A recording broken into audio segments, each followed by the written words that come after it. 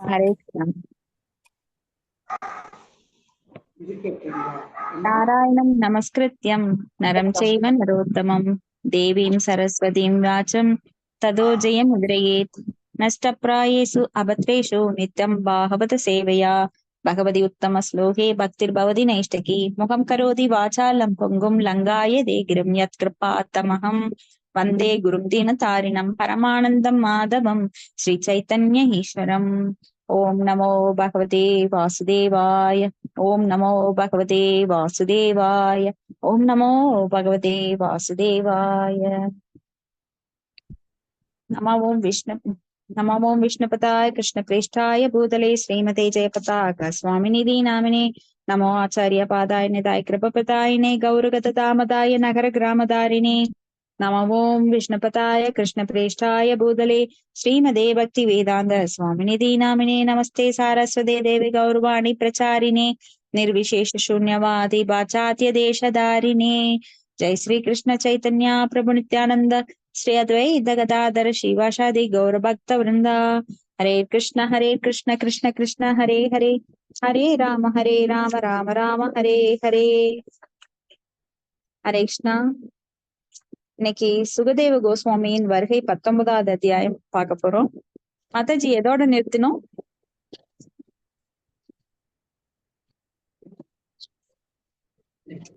எந்த பதம் பார்க்கணும் மாதாஜி? பதம் 17. தேங்க்யூ மாதாஜி. அதுலதான் வச்சிருக்கேன். பதம் 17. ஓம் நமோ பகவதே வாசுதேவாய. ஓம் நமோ பகவதே வாசுதேவாய.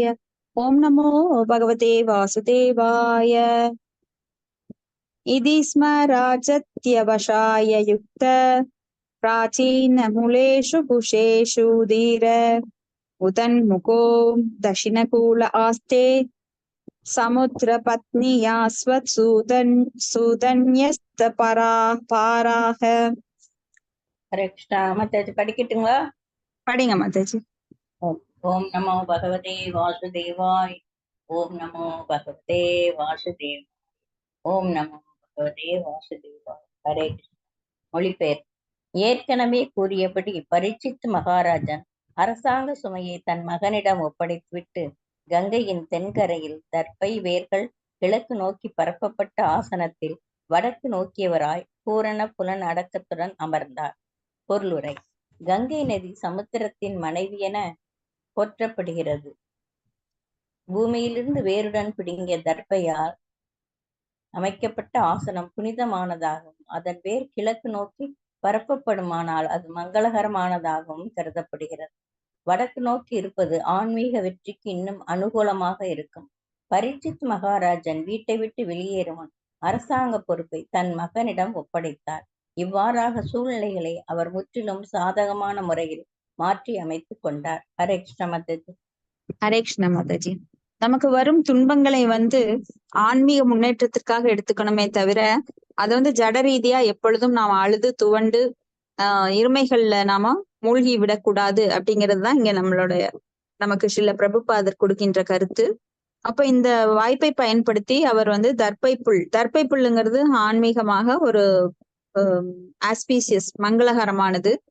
நிறைய புல் இருக்கு, நம்ம பார்த்திருக்கோம். குதிரைப்புல்லு, அருகம்புல், அந்த மாதிரி. இதுல தர்பை புல் மிகவும் விசேஷமானது. இது யாகங்களுக்கெல்லாம் பயன்படுத்துவாங்க. அப்ப இந்த தர்பை புல் மேல அமர்ந்துதான் தவசிகள் தவம் பண்ணுவாங்க. அடுத்தது பதம் 18. ஏவம் ச தஸ்மின் நரதேவ தேவே பிராயோ பவிஷ்டே திவி தேவ சங்காஹ பிரசஸ்ய பூமௌ வியகிரன் பிரசூனைர் முதா முகூர் துந்துபயச்ச நேது. ஹரே கிருஷ்ணா. மொழிபெயர்ப்பு. இவ்வாறு இறக்கும் வரை உபவாசம் இருப்பதற்காக அமர்ந்துவிட்ட பரீட்சித் மகாராஜனின் செயல்களை போற்றிய உயர் கிரகங்களைச் சேர்ந்த தேவர்கள் அனைவரும் பேரிகைகளை அடித்துக்கொண்டு பூமியின் மீது தொடர்ந்து பூமாரி பொழிந்தனர். பொருளுரை. பரீட்சித் மகாராஜனின் காலத்தின் போது கூட கிரகங்களுக்கு இடையில் செய்தி தொடர்பு இருந்தது. அரசர் முக்தி அடைவதற்காக இறக்கும் வரை உபவாசம் இருக்கும் செய்தி நுண்ணறிவுள்ள தேவர்கள் வாழும் உயர் கிரகங்களை எட்டியது. தேவர்கள் மனிதர்களை விட அதிகமான சுக போகங்களுடன் வாழ்கின்றனர். ஆனால் அவர்கள் அனைவரும் பரமபுருஷரின் கட்டளைகளுக்கு கீழ்ப்படிந்து நடப்பவர்கள் ஆவர்.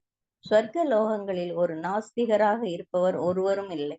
எனவே பூமியிலுள்ள பக்தர்களை அவர்கள் எப்பொழுதும் போற்றி புகழ்கின்றனர்.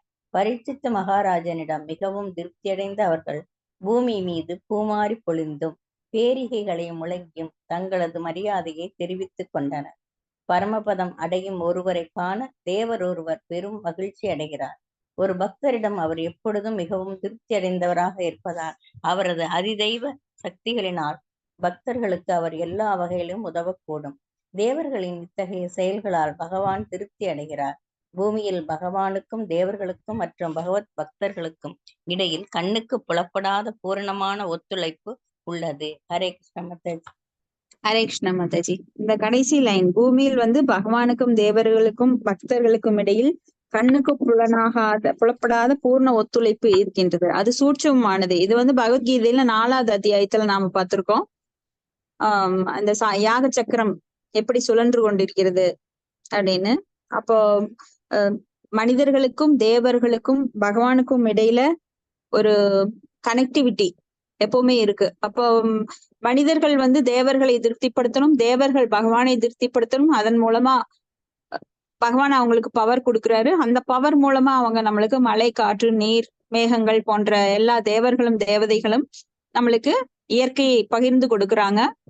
அதன் மூலமா, மழையின் மூலமா நம்மளுக்கு பயிர் விளைகின்றது. அந்த பயிர்களை வைத்து நாம் மறுபடியும் யாகங்கள் மூலமாக அதை தேவர்களுக்கு நன்றி கடனாக அர்ப்பணிக்கிறோம். இப்படி யாக சக்கரமானது பல யுகங்களாக தொடர்ந்து கொண்டே இருக்கிறது. இதுதான் கனெக்டிவிட்டி. அப்ப பகவானை நாம நேரடியா அணுக முடியாது. அப்ப தூய பக்தர்கள் மூலமா அணுக முடியும். ஆனா இங்க தூய பக்தர்கள் தேவர்கள் கிடையாது. அவங்களும் ஜட ஆசைகளில் ஊறியவர்கள். அதனாலதான் தேவேந்திர பதவி வேணும் அப்படின்னு அவங்க எப்போ சண்டை போட்டுட்டு இருக்காங்க. அப்ப தேவர்கள் சத்துவ குணத்தில் நிறைந்திருப்பவர்கள். அதனாலதான் தூய பக்தர்களுக்கு அவங்க சேவை செய்யறாங்க. அப்ப தூய பக்தர்கள் இங்க பூமியில் பிறக்கும் போது அவங்களுக்கு சேவை செய்யறதுல அவங்களுக்கு ரொம்ப விருப்பம். ஏன்னா அதன் மூலமாக அவங்க பகவானோட கருணையை பெறுகிறார்கள். ஏன்னா நாம எப்பவுமே தாசனாக இருக்கணுமே தவிர பகவானுக்கு நேரடியா போய் நான் சேவை செய்யறேன்னு போனோம். அப்ப இங்க இருக்கிற உயிர்களை எல்லாம் நாம மதிக்காம மத்தவங்க கூட எல்லாம் சண்டை போட்டுட்டு, ஆனா பகவான் கிட்ட எங்கிட்ட அன்பு இருக்குன்னு சொன்னா அந்த தூய்மையான அன்பு கிடையாது. எல்லாரையும் எப்போ நேசிக்க ஒருவன் தெரிந்திருக்கிறானோ, அவன் பகையாளியா இருந்தாலும் சரி, சண்டைக்காரரா இருந்தாலும் சரி, பொறாமை பிடித்தவர்களாக இருந்தாலும் சரி, நோயுற்றவர்களாக இருந்தாலும் சரி, எவ்வளவு அருவருப்பான நிலையில் ஏழையா இருந்தாலும் பணக்காரனா இருந்தாலும் யாரு மேல விருப்பம் இருக்கக்கூடாது, வெறுப்பும் இருக்கக்கூடாது. சமமான மனநிலையுடன் நாம இருக்கும்போது பகவானை போன்ற குணங்களை பெறும்போது மட்டும்தான் பகவானால நாம விரும்பப்படுவோம். அது இல்லாம எனக்கு இவன் பிடிக்கும், இவன் எனக்கு எதிரி, இவன் எனக்கு பிடிக்காது அப்படின்னு இருமைகள் இருக்கிறவங்க கிட்ட எப்பவுமே பக்தி இருக்காது. ஏன்னா பகவான் கிட்ட மட்டும் எனக்கு ரொம்ப அன்பு இருக்குதுங்க, ஆனா இவங்க எல்லாம் எனக்கு பிடிக்காதுங்கன்னு சொல்றவங்க யாருக்குமே அன்புனா என்னன்னே தெரியாதவங்க தான் அப்படி பேசுவாங்க. அப்ப அன்பு என்பது பாகுபாடற்றது. சமூகம் சர்வபூதேசு. எப்படி ஒரு அறிஞன்னா பக்தன், தூய பக்தன் என்ன பண்ணுவார்னா, வித்யாவனய சம்பன்னே பிராமணே கவிஹஸ்தினி சுனி சைவச்ச மகாபாகைச பண்டிதாக சமதர்ஷனக. ஒரு பண்டிதன் என்பவன், பண்டிதன்னா யாரு? ரொம்ப படிச்ச நிலையில இருக்கிறவங்க. பண்டிதன் அப்படின்னா பக்தி, தூய பக்தி செய்யறவங்களும் கூட நாம எடுத்துக்கலாம். அப்படிப்பட்டவங்க பாகுபாடின்றி எல்லா உயிர்களிலும் ஆத்மாவையும் பரமாத்மாவையும் காண்பார்களே தவிர புற உடலை காண்பதில்லை. இவன் எனக்கு எதிரி, அவன் எனக்கு எதிரி. ஏன்னா நம்மளுக்கு யாருமே எதிரி கிடையாது, நாம தான் முதல் எதிரி. மனம் பரம் காரணம். இது அவந்தி பிராமணா, 7வது அத்தியாயத்துல அவந்தி பிராமணா பற்றி படிப்போம். அப்ப நம்மளுக்கு தெரிய வரும். அந்த அவந்தி பிராமணா முதல்ல ரொம்ப பெரிய செல்வந்தரா இருந்தாரு. அப்ப செல்வத்தை எல்லாம் இழந்துட்டாரு ஒரு சமயம். ஏன்னா செல்வம்ங்கிறது சீக்கிரம் நம்மை விட்டு போகக்கூடியது. அப்ப அந்த அவந்தி பிராமணா செல்வம் இழந்தப்புறம் தன்கிட்ட பழகுனவங்க எல்லாம் ஓடி போயிட்டாங்க. செல்வம் இருக்கிறப்ப அவ்வளவு இதா பழகுனவங்க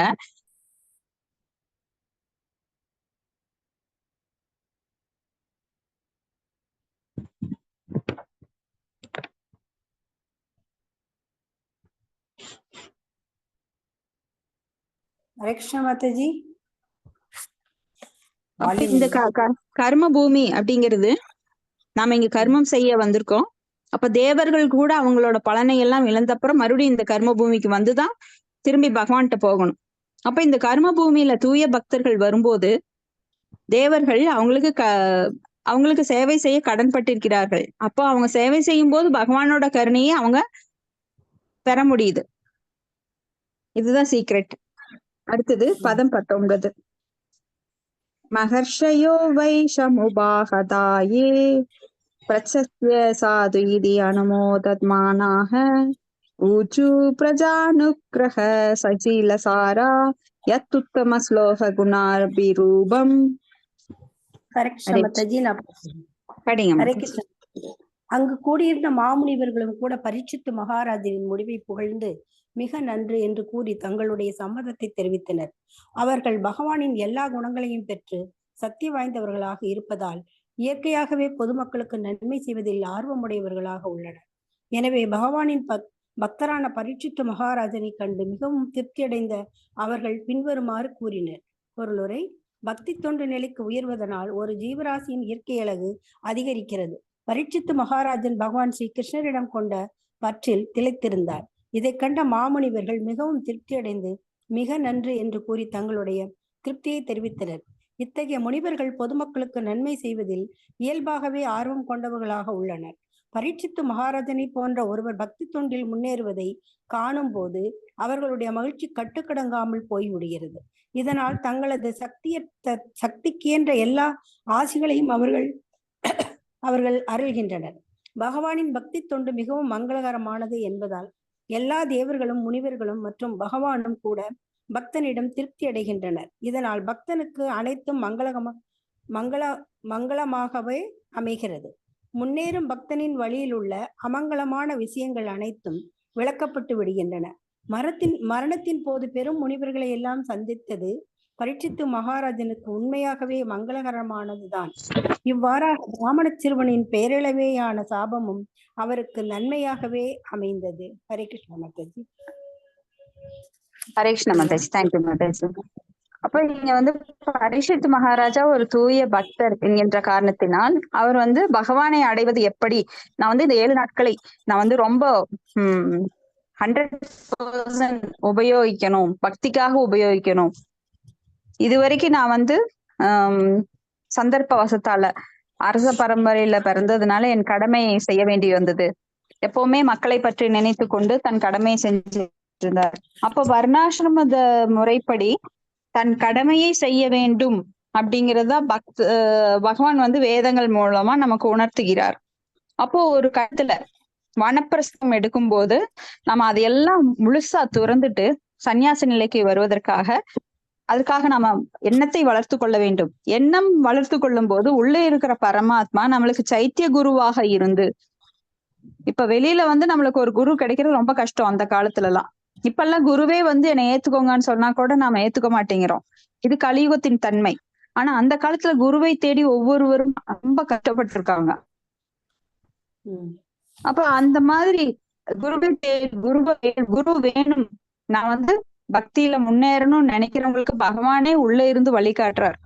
அப்ப பரீட்சித்து மகாராஜாவுக்கு அவருடைய எண்ணம் போல மனம் போல வாழ்வு அப்படிம்பாங்க, எண்ணம் போல வாழ்வு அப்படின்னு. அப்ப அவர் உள்ள நினைச்சிட்டே இருக்கிறது அந்த பரமாத்மாவுக்கு தெரியும். அதனால அவர் ஒரு தூய பக்தரை சுகதேவ கோஸ்வாமி அவருக்கு அனுப்பி வைக்கிறார். இதெல்லாம் நாம என்ன பண்ணுவோம், நாம் பேச்சுவாக்குல சொல்லும் போது சந்தர்ப்பம் அப்படின்னு சொல்லுவோம், இல்ல அவனோட அதிர்ஷ்டம் அப்படின்னு சொல்லுவோம். ஆனா உண்மையில இதுக்கு யார் பின்னாடி இருக்காங்கன்னு பார்த்தா முழுமுதற் கடவுளான பகவான் தான் ஒவ்வொருத்தருக்கும் அவங்க எண்ணங்களை நிறைவேற்றி வைக்கிறார். மத்தக ஸ்மிருதி ஞானம் அபோகனம் ச. அப்ப அந்த மறதியை கொடுப்பவரும் நம்மளுக்கு அறிவை கொடுப்பவரும் அவர்தான். அதை யார் மூலமா கொடுக்கிறாரு, அவர் யாரை அனுப்பி வைக்கிறாரோ அவர் ஒரு கருவி. அப்ப அந்த கருவியானவர் அதை தன்னுடைய பெரிய இதா நினைச்சுக்க மாட்டார். நான் தான் செய்யறேன் அகங்காரம் இல்லாம பிரகிருதேக கிரியமானானி குணைக கர்மாணி சர்வசக அகங்கார விமூடாத்மா கர்த்தாகம் மிதி மன்யதே அப்படின்னு அவர் நினைச்சுக்க மாட்டார். எல்லாமே பகவானோட செயலாகத்தான் கருதுவார். இப்ப அங்கு கூடியிருக்கிற முனிவர்கள் எல்லாருமே அதே அந்த பகவானுடைய நல்லெண்ணத்தை அவர்களும் கொண்டிருக்கிறார்கள். எப்படி பகவான் எல்லா உயிர்களும் இன்புற்றிருக்க வேண்டும் என நினைக்கிறாரோ அது போல அங்க முனிவர்கள் எல்லாம் இந்த கருணை கொண்டு இந்த பாமர மக்களுக்கு, ஏன்னா நம்ம எல்லாம் பாமரர்கள், பகவானை பற்றிய அறிவில்லாதவர்கள், அதனாலதான் பகவானை மறந்து இந்த ஜட செயல்களில் ஈடுபட்டு இருக்கிறோம். அப்ப அந்த அறிவை கொடுக்கறதுக்காக அந்த முனிவர்கள் பகவானுக்காக முன் வந்து தவங்கள்ல ஈடுபடுறாங்க, யாகங்கள்ல ஈடுபடுகிறார்கள். அந்த வேத அறிவை மக்களுக்கு கொடுப்பதற்காக கஷ்டப்பட்டு அவங்க தங்களுக்கு எல்லா துயரத்தையும் அனுபவிக்கிறாங்க. ஸ்ரீல பிரபுபாதர் அந்த மாதிரிதான் எவ்வளவோ கஷ்டப்பட்டார். இந்த பகவத்கீதை பாகவதத்தை மொழிபெயர்த்து நம்ம கிட்ட தரணுங்கிறதுக்காக ரோடா அவர் போய் அந்த பிரிண்டிங் கூட பணம் இல்லாம எல்லார்கிட்டையும் பிச்சை எடுத்தார். அப்ப பகவானுக்காக அதை செய்தார். இப்ப பகவானுக்கு சேவை செய்வது மட்டுமல்ல, சாதாரண இந்த உயிர்வாளிகள்கிட்ட மிகுந்த கருணை கொண்டவர்களாக இருக்காங்க. சில சமயம் அவங்க பகவானையே மிஞ்சின கருணையை நம்மளுக்கு கொடுக்குறாங்க. அப்போ ஒரு குரு என்பவர் மிக உயர்ந்த நிலையில் இருக்கிறாரு. அதனால நம்மளுக்கு அவர் மூலமா நாம் பயன்பெற வேண்டும். அப்ப குருவோட கட்டளையை ஏற்று நாம அவர்கிட்ட தீட்சை வாங்கி அதன் மூலமா நாம பகவானை நோக்கி நம்ம பயணத்தை ஆரம்பிக்கணும். இந்த ஜட உலகிலேயே எல்லாரும் உட்கார்ந்துக்க கூடாது. அடுத்தது பதம் 20. நவாதீதம் ராஜசி வரிய சித்திரம் பவச்சு கிருஷ்ணம் சமனுவிரதேஷு ஏ அத்யாசனம் ராஜகிரீடசிஷ்டம் சத்யோ ஜஹூர் பகவத் பார்ஷவ காமாக. ஹரே கிருஷ்ணா. கீதா மாதாஜி படிங்க. சந்திரா மாதாஜி படிங்க மாதாஜி. ஹரே கிருஷ்ணா. பொருளுரை வழங்கியவர் தெய்வ திரு ஆஷா பக்தி வேதாந்த சுவாமி ஸ்ரீலா பிரபுபாதைக்கு ஜெய். மொழிபெயர்ப்பு. முனிவர்கள் கூறினார், பகவான் ஸ்ரீ கிருஷ்ணரின் வழியை உறுதியாக பின்பற்றிய பாண்டு வம்சத்தின் புனித மன்னர்களில் எல்லாம் நீ தலைமையானவராகும். பரமபுருஷன் நித்திய சகவாசத்தை அடையும் பொருட்டு பல அரசரின் கிரீடங்களால் அலங்கரிக்கப்பட்டுள்ள உமது அரியாசனத்தையும் நீ துறந்ததில் சிறிதும் ஆச்சரியம் இல்லை. பொருளுரை. தங்களுக்கு கிடைத்துள்ள தற்காலிகமான அரசியல் நிர்வாக பதவியில் தான் வாழ்விலேயே மிக உயர்ந்த நன்மை அளிக்கக்கூடியது என்று அரசாங்க ஆட்சி பொறுப்பில் உள்ள முட்டாள் அரசியல்வாதிகள் நினைக்கின்றனர். எனவே பகவானின் நித்திய உலகில் அவரது சகாக்களுள் ஒருவராக இருக்கும் முக்தியை அடைவதே வாழ்வின் மிக உயர்ந்த நன்மை என்பதை அறியாமல் வாழ்வின் கடைசி காலம் வரை அப்பதவிகளிலே அவர்கள் ஒட்டி கொண்டுள்ளனர். பகவான் தமது நித்திய உலகான பரமபதத்தை அடைவதுதான் கிடைத்திருக்கிற பேறு என்பதை பகவத்கீதையில் பலமுறை உறுதி செய்துள்ளார். பகவான் நரசிம்மரிடம் பிரார்த்தனை செய்யும் பொழுது பிரகலாத மகாராஜன் கூறினார், எம்பெருமானே, தங்களுடைய தற்போதைய கோரமான பயங்கர உருவத்தைக் கண்டு எனக்கு சிறிதும் அச்சம் உண்டாகவில்லை. ஆனால் பௌதிக வாழ்வின் போக்கை காண எனக்கு மிகவும் அச்சமாக இருக்கிறது. இந்த பௌதிக வாழ்வு ஒரு மா வரைக்கும் இயந்திரத்தை போன்றதாகும். இதனால் நாங்கள் நசுக்கப்பட்டு துன்புறுகிறோம். வாழ்வினும் பயங்கர நீர்ச்சுழலில் நாங்கள் விழுந்து விட்டோம். எனவே எம்பெருமானே, என்னை தங்களுடைய நித்திய உலகிற்கு அழைத்துக் கொண்டு தங்களுடைய தொண்டர்களில் ஒருவனாக செய்தருளும்படி தங்களுடைய தாமரை பாதங்களில் வேண்டுகிறேன். இதுவே வாழ்வின் மிக உயர்ந்த முக்தியாகும். பௌதிக வாழ்வின் மிகவும் கசப்பான அனுபவங்களை நான் பெற்றிருக்கிறேன். எனது சொந்த செயல்களின் விளைவுகளினால் கட்டாயப்படுத்தப்பட்டு நான் பிறவியற்ற எல்லா உயிரினங்களிலும் மிகவும் துன்பம் தரும் இரு விஷயங்களை அனுபவித்திருக்கிறேன். ஒன்றே பிரியமானவர்களின் பிரிவு, மற்றது விருப்பமற்றது சந்தித்தல்.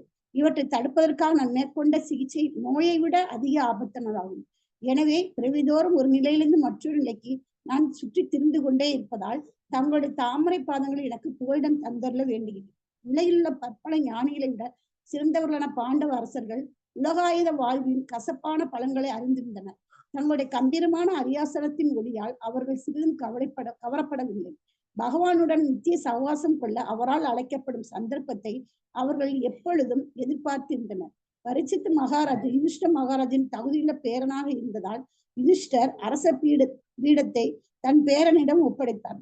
அதே போலவே பரீட்சித் மகாராஜனும் அரச பீடத்தை தன் மகனான ஜனமேஜயனிடம் ஒப்படைத்தார். இந்த அரசர்கள் அனைவரும் பகவான் ஸ்ரீ கிருஷ்ணன் வம்ச பரம்பரையில் வந்தவர்கள் என்பதால் இம்மரபை அவர்கள் உறுதியாக பின்பற்றினர். இவ்வாறாக பகவத் பக்தர்கள் பௌதிக வாழ்வின் கவர்ச்சிக்கு ஒருபோதும் அடிமையாகவில்லை. அவர்கள் பௌதிக வாழ்வின் பொய்யான பொருட்களிடம் கற்றுக்கொள்ளாமல் நடுநிலையுடன் வாழ்கின்றனர். ஹரே கிருஷ்ணா. தேங்க்யூ மாதாஜி. தேங்க்யூ மாதாஜி.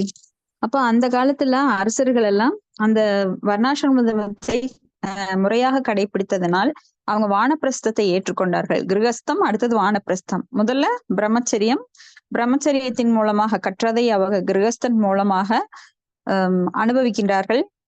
அதாவது ஒரு லிமிட்டோட, எல்லையோட அனுபவிக்கிறாங்க. அதுக்கப்புறம் அவங்க அதையெல்லாம் விட்டுக்கிட்டு, ஏன்னா நாம சுகம் அனுபவிக்கிறதுக்காகத்தான் இந்த பௌதிக உலகத்துக்கு வந்திருக்கோம், அதற்கும் நம்மளுக்கு வேத பிரகாரம் வாய்ப்பு தருகிறார் பகவான். அப்ப நீ கொஞ்சம் அனுபவிச்சு அதை புரிஞ்சுக்கிட்டீங்கன்னா அந்த கஷ்டங்களை எல்லாம் அறிந்து பக்குவப்பட்டு, அடி வாங்கி பக்குவப்பட்டு, ஏன்னா நாம சும்மா எல்லாம் பக்குவப்பட மாட்டோம். இப்ப வாயில சொல்லிட்டோம் அப்படின்னா நம்மளுக்கு பக்தி வந்துருதா? கஷ்டம் இருக்குன்னு சொன்னா அதை உணராம நாம ஏத்துக்கிறோமா? கிடையாது. தீ சுடும் அப்படின்னு தெரியும். இந்த பௌதிக வாழ்வு துன்பம் நிறைந்தது நாம பேசிக்கிட்டே தான் இருக்கிறோம். ஆனா பௌதிகத்தை அனுபவிக்கின்ற எண்ணம் இன்னும் இருந்துட்டே தான் இருக்கு. அப்ப என்ன பண்றாங்க? நம்மளை அதைய உணர வைக்கிறாங்க. இப்ப தீக்குள்ள கைய நம்மளை தானா விட்டு நாம சூடு பட்டு, ஓ சூடு அது நம்மளை காயப்படுத்துது, துன்பப்படுத்துது அப்படின்னு உணர்ந்து அப்புறம்தான் நாம தீய கண்டா விலகிறோம். அது போல இந்த பௌதிக வாழ்வுல நம்ம அடிபட்டாதான் இந்த பௌதிக வாழ்வு துன்பம்னு தெரியுது. அதனாலதான் இங்க பூத்திட்டாரு பகவான். இந்த சிறைக்குள்ள நம்மளை போட்டு வச்சிருக்காரு. நீ அனுபவிச்சு உணர்ந்து அப்புறம் என்கிட்ட வா. ஏன்னா உனக்கு சொன்னா புரியல, பட்டா புரியும். சிலருக்கெல்லாம் சொன்னாலும் புரியாது, பட்டாலும் புரியாது. அந்த மாதிரி கேசஸ் இப்ப நிறைய ஓடிட்டே இருக்காங்க. ஏன்னா அவங்களுக்கெல்லாம் கேட்கறதுக்கு கூட நேரம் இல்லை. பௌதிக வாழ்வு துன்பம் நிறைந்தது அப்படின்னு கேட்கறதுக்கு கூட நேரம் இல்லை. அதனால ஓடிட்டு இருக்காங்க. ஆனா இங்க அரசாங்க பதவியில் இருக்கிற ஆளுநர்கள் என்ன பண்றாங்க? நான் தான் சிறந்த ஆட்சியாளன், நான் தான் ரொம்ப அனுபவிக்கிறேன், நான் நிறைய கொள்ளையடிச்சிட்டேன், என்கிட்ட நிறைய செல்வம் இருக்கு, எனக்கு புகழ் இருக்கின்றது. ஆனா அவங்கள நோய் விடுமா? இல்ல யமராஜன் தான் விடுவாரா? அந்த முட்டாள்களுக்கு அது தெரியறது இல்ல. நானும் ஒரு நாளைக்கு போக போறேன், முதுமை அடைய போகின்றேன் அப்படின்னு தெரியாம அந்த சீட்ல உட்கார்ந்த இடத்துல கம் போட்ட மாதிரி எவ்வளவு வயசானாலும் அடுத்தவங்களுக்கு விட்டு கொடுக்காம அப்படியே உட்காந்துக்கிறாங்க. மீண்டும் மீண்டும் நானே ஆட்சிக்கு வரணும் அப்படின்னு சொல்லி. ஆனா இங்க பரீட்சித் மகாராஜா தன்னுடைய பதவியை ஜனமேய ஜெயன் அப்படின்னு தன்னுடைய மகனுக்கு விட்டு கொடுத்தார். அப்போ பாண்டவர்கள் பரீட்சித் மகாராஜாக்கு விட்டு கொடுத்தாங்க. ஏன்னா ஒரு காலகட்டத்துல அவங்க எல்லாருமே வனப்பிரஸ்தை ஏற்றுக்கொண்டு வனத்துக்கு போயிடுறாங்க. நானே உட்காந்து இருக்கணும், இறக்குற வரைக்கும் நானே உட்காந்து இருக்கணும், அப்பதான் மக்கள் என்னை பற்றி பேசுவார்கள் அப்படின்ற புகழ் எனக்கு வரணும், நான் தான் நிறைய நாட்கள் ஆட்சி செய்தேன் அப்படிங்கிற புகழ் வரணும் அப்படின்றதெல்லாம் அவங்களுக்கு எண்ணம் கிடையாது. எப்படா பகவான் நம்மளை கூப்பிடுவார் அப்படின்னு காத்துக்கிட்டு இருந்தாங்க. பஞ்ச பாண்டவர்கள் அவங்க எப்பவுமே கஷ்டத்தை அனுபவித்தார்கள். ஆனா சில காலம்தான் அவங்களுக்கு அந்த ராஜ பதவி கிடைச்சது. அந்த பதவியும் அவங்க உதறிட்டு காட்டுக்கு போயிட்டாங்க. போதும், கிருஷ்ணர் இல்லாத இடத்துல நான் இருக்க முடியாது. ஏன்னா அவங்க கிருஷ்ணர் கூடவே இருந்தாங்க. பகவான் கிருஷ்ணர் கூட இருக்கிறப்ப கிடைத்த ஆனந்தம் அதுதான் ஆத்மானந்தம். அது கிடைக்காம அவங்க தவிச்சு போய் எல்லாத்தையும் விட்டுட்டு கிருஷ்ணர் கூடவே தங்களுடைய பயணத்தை மேற்கொண்டார்கள். கிருஷ்ணர் போனது தெரிஞ்ச உடனே எல்லாருமே வனப்பிரஸ்தம் எடுத்துட்டு காட்டுக்கு போயிட்டாங்க. ஒண்ணுக்கு பின்னாடி ஒண்ணு. யுதிஷ்டர் போறாரு, அதுக்கு அடுத்து அர்ஜுனன் போறாரு, அப்புறம் பீமன் போறாரு, அப்புறம் நகுலன், சகாதேவன் எல்லாரும் போயிட்டாங்க. அதுக்கு பின்னாடி அவங்க மனைவியான திரௌபதியும் பின்னாடி போறாங்க. இப்படி குடும்பத்தோட அவங்க துறவரம் மேற்கொள்கிறார்கள். ஆனா இங்க இருக்கிறவங்களுக்கு துறவரம் அப்படிங்கிறதே தெரியாது. ஏன்னா காட்டுக்கு போறதெல்லாம் இப்ப கிடையாது. அதனால அவங்க துறவரமே இல்லைன்னு நினைச்சுக்கிறாங்க இந்த காலத்துல. ஆனா வீட்டுக்குள்ள இருந்துட்டே கிரகஸ்தா நிலையில துறவரம் மேற்கொள்ள முடியும், பற்றற்ற நிலையை ஏற்படுத்தி கொள்ள முடியும், பகவான் மீது தங்களது கவனத்தை முழுமையாக திசை திருப்ப முடியும். அதுதான் கிரகஸ்தா. கிரக மேதி அப்படின்னா மீண்டும் மீண்டும் மீண்டும் மனைவி, குடும்பம், செல்வம், புகழ், அரசியல் அதுல ஈடுபட்டிருக்கிறவங்களுக்கு கிரக மேதி அப்படின்னு பெயர். ஆனா கிரகஸ்தா அப்படிங்கிறவங்க ஒரு 50 வயசுக்கு அப்புறம் பற்றற்று, இது என் குழந்தை, இது உடலால் தான் இதை மகன் என சொந்தம் கொண்டாடினேன், இது ஒரு உயிர்வாளி, நான் ஒரு உயிர்வாளி, நான் இவனை விட்டு பிரிய போறேன் மரணத்தின் போது, அதனால இப்பவே இவனை பிரிஞ்சிருக்கேன். பற்றற்று தாமரை இலை போல நீர் ஒட்டாத மாதிரி அவங்க பற்றற்று குடும்பத்தை விட்டு எப்பவும் பகவான் மேல கவனத்தை செலுத்துறாங்க. நாம எல்லாருமே அந்த நிலையில தான் இருக்கிறோம். இப்ப இங்க இருக்கிறவங்க ஒரு 50 வயசுக்கு மேல இருந்தா நாம எல்லாம் அப்படிதான் இருக்கணும். இப்ப நம்மளுக்கு இன்னும் என் மகன், என் கணவன், என் குடும்பம் அப்படிங்கிற நிலையெல்லாம் அறுத்து விட்டுட்டு, அதாவது ஜடப்பற்றுக்கள் அறுத்து நாம ஆன்மீகத்துல ஈடுபடணும். அப்பந்தான் நாம முழுமையா ஆன்மீக சிந்தனையில இருக்க முடியும். இல்ல நாம ஆத்துல ஒரு கால் சேத்துல ஒரு கால் இருந்ததுன்னா எப்ப வேணா நம்மள இந்த பக்கம் மாயை என்கின்ற கவர்ச்சி தான் நம்மளுக்கு அதிகமா இருக்கு. அதனால அது நம்மளை சீக்கிரமா இழுத்து இழுத்து துன்பத்துல போட்டுரும். அப்ப தூய பக்தனுக்கு துன்பம் கிடையாது. துன்பம் கிடையாதுன்னா உடல் அளவில் அவன் துன்பத்தை ஏற்றுக்கொள்கிறான். ஆனால் மனதளவில் பக்குவப்பட்டதுனால எப்பவும் அவன் ஆன்மீகத்துல அந்த தூய உணர்வுலயே இருக்கிறான். தூய உணர்வினை களங்கப்படுத்த முடியாது. ஏன்னா கிருஷ்ணர் இங்க வந்து சூரியனுக்கு ஒப்பிடப்படுகிறார். அப்போ சூரியன் இருக்கிற இடத்துல இருளுக்கு, அறியாமை என்ற இருளுக்கு அங்க இடம் கிடையாது. அதனால துன்பத்தை அவன் வந்து மனதுல அனுபவிக்கிறது இல்ல. ஆத்மாவுக்கு துன்பமே கிடையாது. ஏன்னா ஆத்மா எப்போதும் சச்சித் ஆனந்தமயமானது, கடவுளை போன்று. அடுத்தது பதம் 21. சர்வே வயம் தாவத் ஹிஹாத்மஹேத கலேவரம் யாவத் அசௌ விஹாய லோகம் பரம் விஜஸ்கம் விஷோகம் யாஷ்யதி அயம் பாகவத பிரதான. ஹரே கிருஷ்ணா. கீதா மாதாஜி படிங்க மாதாஜி. பதம் 21. ஏசி பக்திவேதாந்த சுவாமி சீல பிரபுபாதருக்கு ஜெய். மொழிபெயர்ப்பு பிளஸ் பொருளுரை. பகவானின் பரலோகம் எல்லா வகையான பௌதிக கலங்களில் இருந்தும் துன்பங்களில் இருந்தும் முற்றிலும் விடுபட்டதாகும். அப்பரலோகத்திற்கு மிக சிறந்த பகவத் பக்தரான பரீட்சித் மகாராஜன் திரும்பி செல்லும் வரை நாம் அனைவரும் இங்கேயே காத்திருப்போம். பொருளுரை. தரதிர்ச்சி ஆகாயத்தில் உள்ள மேகங்களுடன் ஒப்பிடப்படுகிறது. இதன் எல்லைக்கு அப்பால் பரவியவும் எனப்படும் ஆன்மீக வானம் உள்ளது. இதற்குள் வைகுண்டங்கள் எனப்படும் எண்ணற்ற கிரகங்கள் உள்ளன. அத்தகைய வைகுண்ட லோகங்கள் ரிஷிகேஷ லோகம், கேசவ லோகம், அந்நிர்த்த லோகம், மாதவ லோகம், பிரதிமன லோகம், சங்கர்ஷண லோகம், சீதர லோகம், வாசுதேவ லோகம், அயோத்தியா லோகம் மற்றும் துவாகர லோகம் என்ற பெயர்களால் அழைக்கப்படுகின்றன. மற்றும் பல கோடிக்கணக்கான ஆன்மீக உலகங்கள் வேறு பல பெயர்களாலும் அழைக்கப்படுகின்றன. இவ்வுலகங்கள் அனைத்தும் பரமபுருஷரால் ஆளப்படுகின்றன.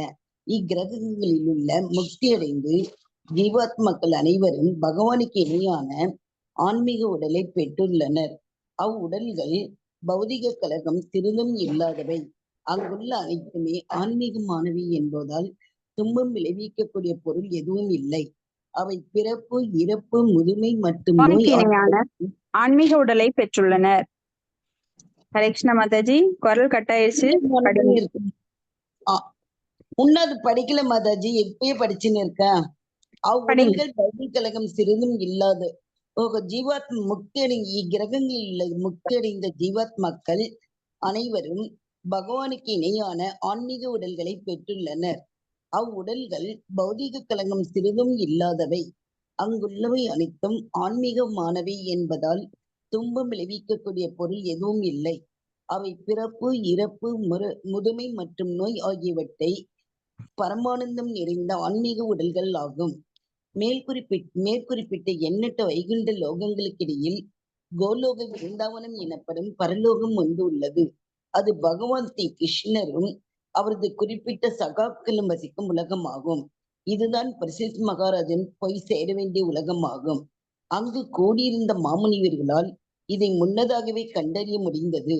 மிக சிறந்த ராஜரிஷி பரலோகமான கோலோக விருந்தாவனத்தை அடையப் போவதை பற்றி மாமுனிவர்கள் தங்களுக்கிடையே கலந்து ஆலோசித்தனர். பிறகு இத்தகைய ஒரு சிறந்த பகவத் பக்தரை இனிமேல் தங்களால் காண முடியாது என்பதால் இறுதி வரை அவரை பார்த்து கொண்டே இருக்க அவர்கள் விரும்பினர். பகவானின் மிக சிறந்த பக்தர் ஒருவர் மரணமடையும் பொழுது அதனால் துயரப்படுவதற்கு எதுவும் இல்லை. ஏனெனில் அவர் நேராக பகவானின் ராஜ்யத்துக்கு செல்கிறார். ஆனால் இத்தகைய சுய பக்தர்கள் நம்முடைய பார்வையில் இருந்து மறைந்து விடுவதால் வருத்தப்படுவதற்கும் தகுந்த காரணம் உண்டு. பகவானை நம்முடைய தற்போதைய கண்களால் காண்பது அபூர்வம். அவரது தூய பக்தர்களும் அப்படித்தான். எனவே இறுதி வரை அங்கேயே இருப்பது என மாமுனிவர்கள் முடிவு செய்தனர். ஹரே கிருஷ்ண மாதாஜி. தேங்க்யூ. தேங்க்யூ மாதாஜி. ஹரே கிருஷ்ணா. இப்ப சிறந்த பகவத் பக்தரான பரீட்சித்து மகாராஜா திரும்பி போற வரைக்கும் நாம எல்லாம் இங்கேயே கூடி இருக்கலாம் அப்படின்னு அந்த முனிவர்கள் நினைச்சாங்க. ஏன்னா பரீட்சித்து மகாராஜா அங்க மரணம் அடைய போகிறார். அதனால அந்த 7 நாட்களும் அவர் வந்து உணவு கிடையாது, நீர் கிடையாது, தூக்கம் கிடையாது. அவர் தொடர்ந்து கேட்டுக்கொண்டே இருக்கிறார், ஸ்ரவணம் பண்ணிட்டே இருக்கார். அங்க கீர்த்தனம் பண்றது யாரு? சுகதேவ கோஸ்வாமி தொடர்ந்து கூறிக்கொண்டே இருக்கிறார். ஏன்னா பரிசுத்த மகாராஜா கேட்கின்ற கேள்விகள் அனைத்துமே உலகத்திற்கு பயன் தரக்கூடியவை. பகவானை பற்றிய விஷயங்கள், பகவானுடைய பக்தரை பற்றிய விஷயங்கள், பகவான் எப்படி இந்த உலகை படைத்தார், இங்கே என்னென்ன பொருட்கள் இருக்கு, இவை எப்படி உண்டாக்கப்பட்டது, பகவான் எப்படிப்பட்டவர், அவருடைய அவதாரங்கள் பற்றி சொல்லுங்க, அவர் ஏன் தேவகியனோட வயிற்றில் பிறந்தார், அப்ப அவர் எப்படி தன் படைப்பை படைத்தல், காத்தல், அழித்தல் இதையெல்லாம் செய்யறாரு, இப்படி பல கேள்விகள் கேட்கின்றார். இப்ப நாம ஒருத்தர்கிட்ட ஒரு இன்ட்ரெஸ்டா ஒரு விஷயம் பேசிட்டு இருக்கும்போது அதுல ஆர்வம் உள்ளவர்கள் அதுல நிறைய கேள்வி கேட்பாங்க. தேமேன்னு தூங்கிட்டே கேட்டோம்னா நம்மளுக்கு அதுல எந்த கேள்வியுமே கிடையாது. ஏன்னா கேட்டாதானே கேள்வி. அப்ப கேட்கும்போது நம்மளுக்கு நிறைய சந்தேகம் வரும். அதை பற்றி கேட்கும்போது அதுல இன்ட்ரெஸ்ட் இருக்கிறவங்க என்ன பண்ணுவாங்க, மேலும் மேலும் உற்சாகமா சொல்லுவாங்க. ஆஹா, இவங்க பாரு எவ்வளவு ஆழமா கேக்குறாங்க, இவங்களுக்கு நாம நிறைய சொல்லணும் அப்படிங்கிற ஒரு உற்சாகம் ரெண்டு பேருக்குமே வரும். கேட்கறவங்களுக்கும் வரும், சொல்றவங்களுக்கும் வரும். இப்போ 100% இவங்க ரெண்டு பேருமே பகவானை பற்றி கேட்கறதுலயும் சொல்றதுலயும் ஆழ்ந்து ஈடுபட்டிருக்காங்க. அதனால இயற்கையாகவே அந்த முனிவர்கள் கவரப்பட்டு அங்க இருக்கிறாங்க. அது தவிர அவரை வழி அனுப்பி வைக்கணும். இப்ப ஒருத்தரை வழி அனுப்பி வைக்கிறோம், பிரதம மந்திரி எங்காவது போறாரு அப்படின்னா அவரை சுற்றி பல மினிஸ்டர்ஸ் இருப்பாங்க, பொதுமக்கள் இருப்பாங்க, அவரை வழி அனுப்பி வைப்பாங்க. எங்காவது இருந்து வந்தாக்க மங்களாரத்தி எடுப்பாங்க. அது போல இங்க அவர் ஒரு தூய பக்தர், அவரை வழி அனுப்பி வைக்கிறதுக்காக அங்க முனிவர்கள் மட்டுமல்ல, ராஜ ரிஷிகள் போன்ற பெரிய பெரிய ராஜாக்கள் அங்க நிறைய பேர் அவரை வழி அனுப்பி வைக்கிறாங்க கடைசி வரைக்கும் இருந்து. அப்ப அவர் எங்க போக போறாரு அப்படின்னா, கண்டிப்பா அவர் போக போற இடம் பகவானுடைய லோகம். ஏன்னா அவர் தூய பக்தர் என்பதால் அவர் வேற எங்கேயும் போக போறது இல்ல. அந்த பகவானுடைய லோகம் எப்படிப்பட்டது நாம பார்த்திருக்கோம். ந தத் பாஷே தேசியோ ந சசாங்கோ ந பாவ ஏகத்வா நான் நிவர்த்தந்தே தத்தாம பரமம் மம அப்படின்னு அந்த லோகமானது ஆன்மீக ஒளி நிறைந்தது. அங்க லைட்டோ இல்ல சூரிய வெளிச்சமோ இல்ல சந்திரனோட வெளிச்சமோ தேவைப்படுவது கிடையாது. சிந்தாம்னி பிரகர சத்மசு கல்பவ்ருக்ஷௌ லக்ஷா வரதேஷு ரவிபாலயந்தம் லக்ஷ்மி சகஸ்ரசத சம்பிரம சேவியமானாம் கோவிந்தமாதி புருஷம் தமஹம் பஜாமி அப்படின்னு சொல்லி அங்க சிந்தாமணி கற்கள், கற்பக விருஷம், சகஸ்ரசத லக்ஷ்மிகள் எப்படி இருப்பாங்க, ஆயிரக்கணக்கான லக்ஷ்மிகள் பகவானுக்கு சேவை செய்ய அங்க காத்துட்டு இருக்காங்களாம். அப்ப பிரம்ம சமீதியில பிரம்மா அதையெல்லாம் அனுபவிச்சு சொல்லியிருக்காரு. இப்ப உன்னை நாம் காண வேண்டும் என்றால் நம்மளுக்கு அந்த ஆன்மீக கண்கள் கிடையாது. ஆனா ஆன்மீகமாக கண்டவர்கள் அதை நமக்கு சொல்லும் போது நம்ம ஏத்துக்கத்தான் வேணும். ஏன்னா வேதங்கள் நம்மளுக்கு அடிப்படையானவை. வேதங்கள் மூலமே நாம் அறிவை பெற வேண்டும். அதுதான் வித்யா. வேதங்களை தவிர்த்து நாம் இந்த பௌதிக அறிவை வளர்த்துக் கொள்வது அவித்யா. அப்ப வேதங்கள் சொல்லுது, அந்த இதை தவிர பகவானுடைய கோலோக விருந்தாவனத்தை தவிர ஆயிரக்கணக்கான வைகுண்ட லோகங்கள் இருக்கு. அந்த ஆயிரக்கணக்கான வைகுண்ட லோகங்கள்ல பகவான் ஒவ்வொரு அம்சமா, ரிஷிகேஷ லோகம், கேசவ லோகம், அனிருத்த லோகம், மாதவ லோகம், பிரத்யும்ன லோகம், நரசிம்ம லோகம், சங்கர்ஷண லோகம், ஸ்ரீதர லோகம், வாசுதேவ லோகம், அயோத்தியா லோகம், துவாபர லோகம் அப்படின்னு பல லோகங்கள், ஆயிரக்கணக்கான லோகங்கள் இருக்கு. எந்தெந்த ஃபார்ம்ல வடிவத்துல பகவானை வழிபடுகின்றோமோ அந்த உலகத்துக்கு நாம போவோம். இப்ப நரசிம்மரை ஒருத்தர் தீவிரமா வழிபடுறாங்கன்னா நீங்க நரசிம்ம லோகத்துக்கு போகலாம். மச்ச அவதாரம் ஒருத்தருக்கு பிடிக்கும்னா அப்படி ஒரு லோகம் அங்க இருக்கு. அப்ப மீன் அவதாரம், மீன் வடிவுல பகவானை வழிபடுறவங்க இருக்கீங்கன்னா அங்க போகலாம். சிலர் ராமரை ரொம்ப பிடிக்கும், அப்ப ராமரோட லோகத்துக்கு போகலாம். இப்படி அனிருத்தரை பிடிக்கும், சிலருக்கு வாசுதேவரை பிடிக்கும், சிலருக்கு பிரத்யும்னரை பிடிக்கும். சோ எந்தெந்த வடிவுல பகவானை வழிபடுகிறார்களோ அவங்க அந்தந்த வைகுண்ட லோகத்திற்கு போய் அங்க இன்பமா இருக்கலாம். இப்படி பகவான் பல பெயர்களால் அழைக்கப்படுகிறார். அதனால பல உலகங்கள் இருக்கின்றது. அது எல்லாமே ஆன்மீக உலகங்கள். அந்த ஆன்மீக உலகங்கள் எல்லாமே ஆன்மீக உடல் பெற்று அங்க நிறைய நித்திய சித்தர்கள் வசிக்கின்றார்கள். நித்திய சித்தர்கள் அப்படின்னா எப்பவுமே தவறிழைக்காதவர்கள், தவறாதவர்கள். நாமெல்லாம் வந்து ஆஹ் நித்திய நித்திய பக்தாஸ் அப்படின்னு சொல்லப்படுறவங்க. அதாவது பந்தப்பட்ட ஆத்மாக்கள், நாமெல்லாம் கட்டுண்ட ஆத்மாக்கள். நாமெல்லாம் இப்படியும் இருப்போம், அப்படியும் இருப்போம். ஆன்மீகத்திலும் இருப்போம், சில சில சில நேரம், பல நேரங்கள்ல பௌதிகத்திலையும் இருப்போம். ஆனா அவங்க எல்லாம் எப்பவுமே 100% ஆன்மீகத்தில் இருக்கிறவங்க, தவறிழைக்காதவர்கள். ஏன்னா பகவானுக்கு சேவை செய்ய வேண்டும் என்ற மனோபாவத்துல அவங்க வீழ்வதே கிடையாது. ஷர அஷர, வீழாத ஆத்மாக்கள். நாமெல்லாம் வீழ்ந்த ஆத்மாக்கள். அப்போ இங்க வந்து நாம இருக்கிறதோ நாளில் ஒரு பகுதி தான் ஏகபாத விபூதி. ஆனா அங்க திரிபாத விபூதி அப்படின்னு இதை விட 3 மடங்கு ஆத்மாக்கள் அங்க இருக்காங்க. அவங்க எல்லாம் பகவானுக்கு சேவை செய்யறதுக்கு அங்க இருக்கிறாங்க. அங்கெல்லாம் வந்து ஒரே தன்மை. எப்படின்னா சேவையை தவிர வேற எதுவுமே அவங்க நினைக்கிறது கிடையாது. ஆனா நம்ம மனசுல என்ன இருக்கு? சேவையை தவிர எல்லாத்தையும் நினைக்கிறோம். காம, குரோத, லோப, மோக, மதம், ஆச்சரியன்னு எல்லா தீய குணங்களும் இருக்கு. ஆனா அந்த தீய குணங்களுக்கு அங்க இடமே கிடையாது. இந்த ஜடத்துல இருக்கிறது எல்லாமே அங்க ஆன்மீகத்துல கிடையாது. ஆன்மீகத்துல இருக்கிற இங்க அது எதுவுமே இங்க பகவானின் நாமத்தை தவிர இங்க வேற எதுவுமே கிடையாது. ஆன்மீகம் அப்படின்னு பார்த்துட்டோம்னா நம்மளுக்கு அது ஒண்ணுதான். அப்ப அதை நம்ம கெட்டியா பிடிச்சுக்கணும். ஏன்னா ஒரு சிறு அம்சம் தான் நம்ம கிட்ட இருக்கு. சிறு அம்சம் ஆனா வீரியமானது. மூர்த்தி சிறிது ஆனால் கீர்த்தி பெரிதுங்கிற மாதிரி பகவானுடைய நாமம் நம்மளுக்கு சின்னதா தெரியலாம். எத்தனையோ வார்த்தைகள் இருக்கு. ஆனா ஏன் இந்த ஹரே கிருஷ்ண கிருஷ்ண கிருஷ்ண ஹரே ஹரே, ஹரே ராம ராம ராம ஹரே ஹரே என்கின்ற மந்திரத்தை திரும்ப திரும்ப உச்சரிக்கணும் அப்படின்னு கேட்டா, ஆன்மீக லோகத்திலிருந்து வந்த அந்த சிறு அம்சம் மிக வீரியமானது, பலமானது. அப்ப அந்த பலமான ஒன்றை நாம் ஏற்றுக்கொள்ள வேண்டும். ஏன்னா அதை தவிர மத்ததெல்லாம் இங்க வீழ்ச்சி தரக்கூடியது. நாம எதை சொன்னாலும் சரி அதுக்கு பிரதிபலன் உண்டு. ஆனா பகவானுடைய நாமத்தை சொல்லும் போது நம்மளுக்கு பிரதிபலன் இருக்கின்றது. எப்படிப்பட்டது அப்படின்னா அது நம்மை மிகவும் தூய நிலைக்கு உயர்த்தக்கூடியது. அது ஒண்ணுதான் நம்மளுக்கு இன்பம் தரக்கூடியது, மற்றதெல்லாம் துன்பம் தரக்கூடியது. நாம் எல்லாருமே இன்பத்தை தான் விரும்புகிறோம். அப்ப இன்பம் கிடைக்கணும்னா நம்மளுக்கு நான் ஒரே ஒரு எளிமையான வழி சொல்லியிருக்காங்க. ஆனா ஏன் மனசு அதுல ஈடுபட மாட்டேங்கிறதுன்னு தான் நம்மளுக்கு தெரியல. ஏன்னா மாயையோட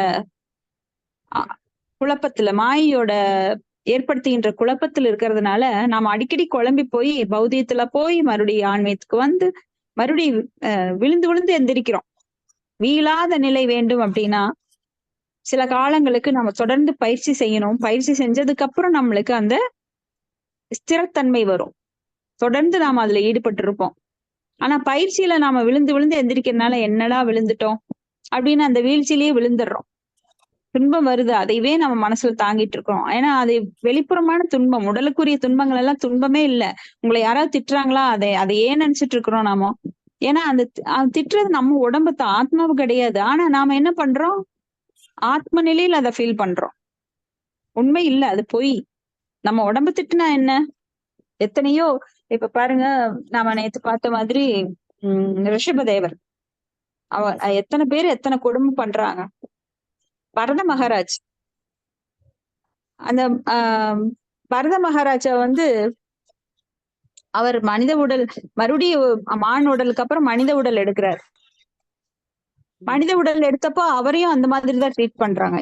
ஏன்னா அவர் வந்து பைத்தியம் பிடித்த மனநிலையில, அவர் ஆடையெல்லாம் கிழிந்த நிலையில, அவரது மொழி ஒரு பைத்தியக்காரனை போல பேசிக்கிட்டு அவர் திரியறப்போ அவரது உன்னதத்தை மத்தவங்க புரிஞ்சுக்க முடியல. அவர் மேல துப்புறாங்க, அவர் அடிக்கிறாங்க, திட்டுறாங்க. ஆனா அவர் ஒரு வார்த்தை பேச கிடையாது. ஜடபரதர், ஜடம் போல இருக்கிறார் ஜடபரதர். எதனாலேன்னா ஏதாவது ஒண்ணு பேசிட்டா அதுக்கு விளைவு வந்துருமே அப்படின்னு. ஏன்னா அவர் முதலியே ஒரு பரத மகாராஜா, உலகையெல்லாம் ஆளும் ஒரு பெரிய மகாராஜரா இருந்து அவர் பாவ நிலைக்கு கூட வந்துட்டார். நாமெல்லாம் இப்ப எந்த நிலையில இருக்கிறோம்? நம்ம நேத்து சொன்னமே, யாராவது சொல்லுங்க, நாம எந்த நிலையில இருக்கிறோம்? சத்துவகுணத்துல இருக்கிறோம்.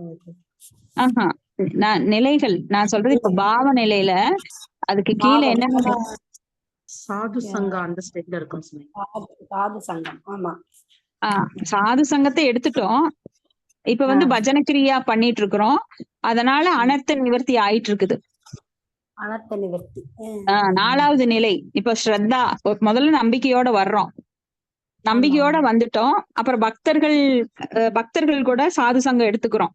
ஏன்னா அதுல ஒரு கவர்ச்சி இருக்குது. ஏன்னா அதுதான் உண்மையான கவர்ச்சி, ஆத்மாவுக்குரிய கவர்ச்சி. அந்த நிலைக்கு வந்துட்டோம், ஸ்ட்ராங் ஆயிட்டோம் இப்போ. ஏன்னா பக்தர்களோட சங்கம் இல்லாம நம்ம வாழ்க்கை இல்லைன்னு தெரிஞ்சிருச்சு. அப்ப பக்தர்களோட சங்கத்துல நம்ம பாகவதம் படிக்கிறது, பகவத்கீதை கேட்கறது, இது எல்லாம் நம்மளுக்கு இன்பம் அளிக்கக்கூடியதா நம்ம உணர்ந்துட்டோம். அதனால அது பக்தர்களோட சங்கத்து இல்லாம நம்மளால வாழ முடியாதுங்கிற எண்ணத்துல நாம எல்லாரும் வந்து இப்ப கூடி நாம பாகவதம் படிக்கிறோம், சந்தோஷமா இருக்கிறோம். அதுல ஒரு ஆத்ம திருப்தி நம்மளுக்கு இருக்குது. பல விஷயங்களை பண்ணி பார்த்துட்டோம், அதுல எல்லாம் நம்மளுக்கு சந்தோஷம் கிடைக்கல. ஆனா இதுல ஒரு சந்தோஷம் நம்மளுக்கு கிடைக்கிறத இப்ப மனசு ஏத்துக்குது. அதனால சாது சங்கா எடுத்துக்கிறோம். அடுத்தது சாது சங்கம் கிடைச்சதுனால நம்ம பக்தி தொண்டு பண்ண ஆரம்பிக்கிறோம். எப்படி?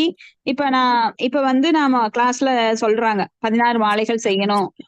சரி, அட்லீஸ்ட் ஒரு மாலையில தொடங்குங்க. அப்போ ஒரு மாலை செய்யறாங்க. ஹரே கிருஷ்ண கிருஷ்ண கிருஷ்ண ஹரே ஹரே, ஹரே ராம ராம ராம ஹரே ஹரே 108 தடவை சொல்லும் போது நாளுக்கு நாள் அதிகமாகுது. 2 மாலை, 3 மாலை, 4 மாலை, 5 மாலை. அப்போ அந்த மாலைகள் அதெல்லாம் சொல்லும் போது அவங்களுக்கு ஒரு இம்ப்ரூவ்மெண்ட் கிடைக்குது. ஜட வாழ்க்கையில இருந்தோம், எவ்வளவோ நாம துன்பப்பட்டோம். அதுல எல்லாம் நாம் இன்பம்னு சொல்லிட்டு சில சிற்றின்பங்கள் கிடைச்சது. அதுல எல்லாம் கிடைக்காத ஒரு நிம்மதி இதுல கிடைக்குதுன்னு ஒவ்வொன்னா பண்ண தொடங்குறாங்க. அவ பகவானோட மந்திரம் சொல்றாங்க, பகவத்கீதை கேட்கறாங்க, பாகவதம் கேட்கறாங்க, ஸ்ரவணம், கீர்த்தனம், ஸ்மரணம், பாத சேவனம், அர்ச்சனம், வந்தனம், தாசியம், சக்கியம், ஆத்ம நிவேதனம், இப்படி ஏதாவது ஒன்றுல ஈடுபட்டு இருக்கிறார்கள்.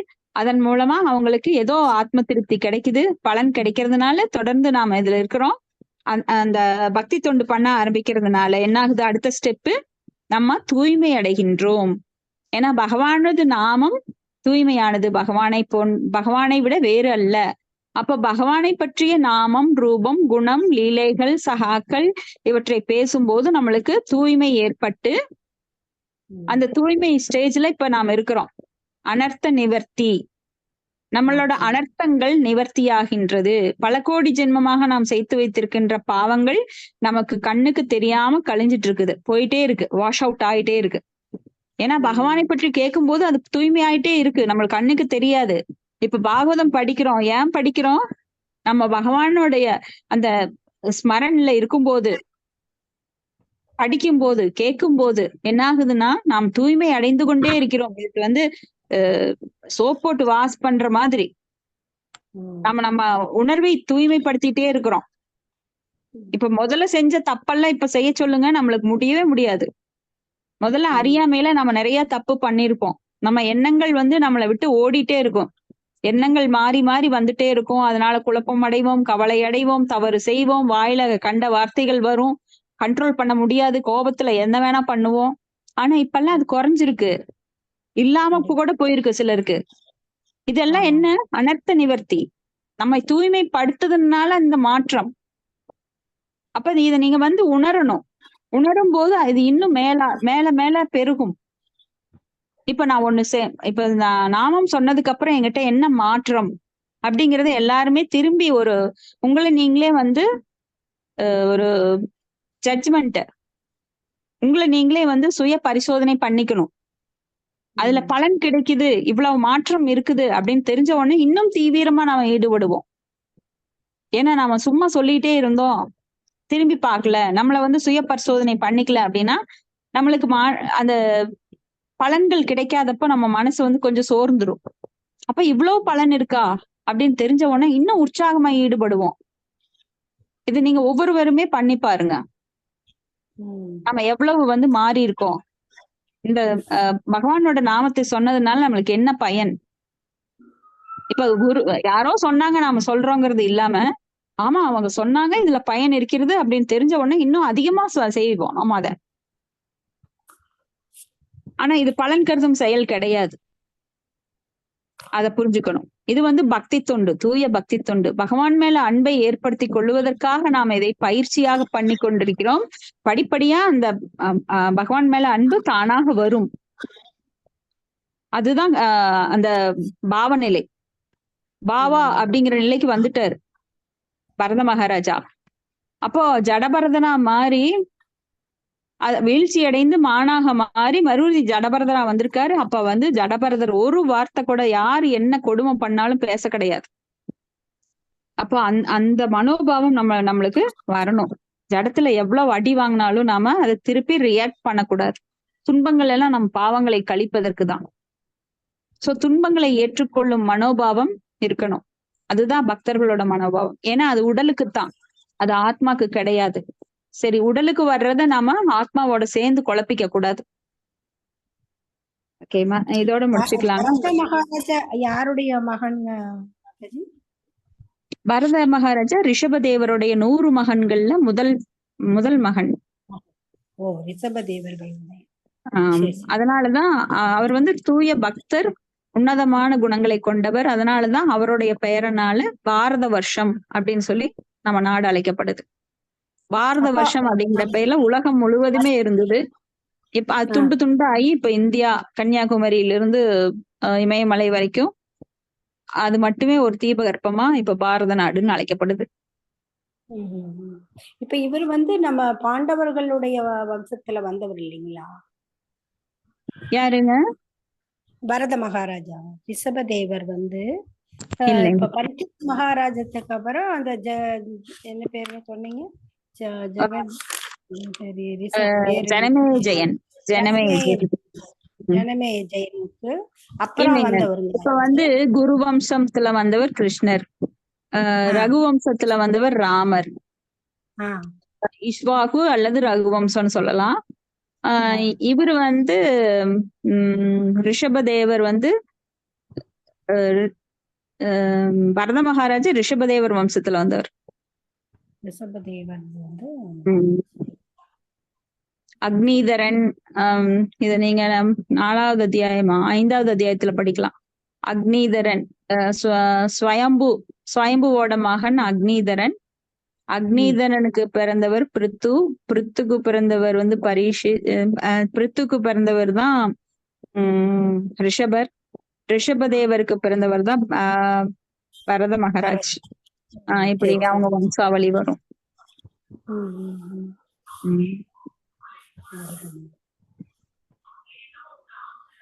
ஓகேங்க மாதாஜி, நான் இப்போ ஒரு லிங்க் தர்றேன். அதுல ஸ்ரீல பிரபுபாதருடைய போயிட்டு இருக்கு. ஸ்ரீல பிரபுபாதருடைய புகழ் போயிட்டு இருக்கு. நீங்க எல்லாரும் அதுல வாங்க, கனெக்ட் ஆகுங்க. நான் குரூப்ல லிங்க் தரேன். சரிங்க. அப்ப இது கட் பண்ணிட்டு அதுல வரணுங்களா? ஆமா மாதாஜி.